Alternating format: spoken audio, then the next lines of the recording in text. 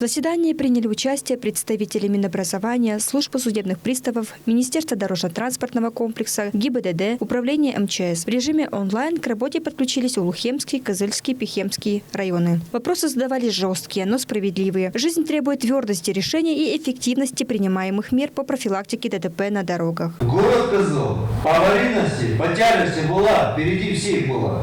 Буквально несколько лет назад. Я до сих пор помню эту статистику. Здесь количество дорожно-транспортных происшествий в разы больше было по всей республике.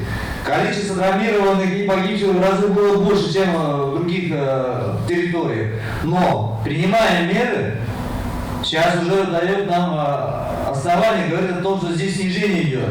А рост идет при подъездах к населенным пунктам, к вашим территориям. Рост идет на федеральной дороге. Здесь мы, конечно же, наблюдаем недостаточную работу классных руководителей с родителями.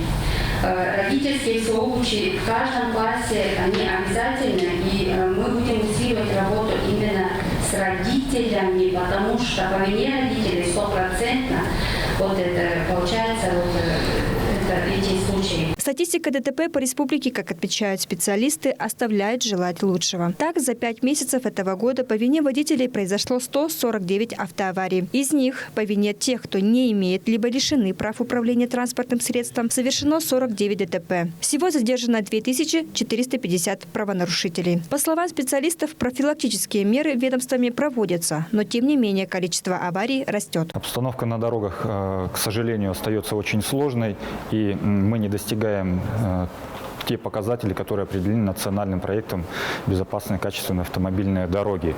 К сожалению, мы подходим к закрытию полугодия с ростом числа погибших людей, в том числе и по всем трем показателям, как по количеству ДТП и по количеству раненых. Также показатель превышает аналогичного периода прошлого года. Ну, естественно, нам не удается снизить социальный риск, который определен национальным проектом. Мы понимаем, что мир, он изменился, он стал другой. И мы понимаем по тем показателям, которые уже существуют сейчас, по тем потерям человеческим, которые у нас имеются, по показателям статистики ДТП, мы понимаем, что все те действия, которые были приняты, к сожалению, к большому сожалению, малоэффективны. Участники выступили с предложениями по снижению количества ДТП. От лица молодежи республики был представлен проект «Белой дороги», который предполагает использование современных методов пропаганды безопасности дорожного движения. Все предложения разработчиков проекта внесены в протокол заседания. Профилактическая работа по снижению ДТП на дорогах ТВ будет продолжена в обновленном формате. Айсу Мунгуш, Буян Оюн, Кузел Сарыксерен, телеканал Тува 24.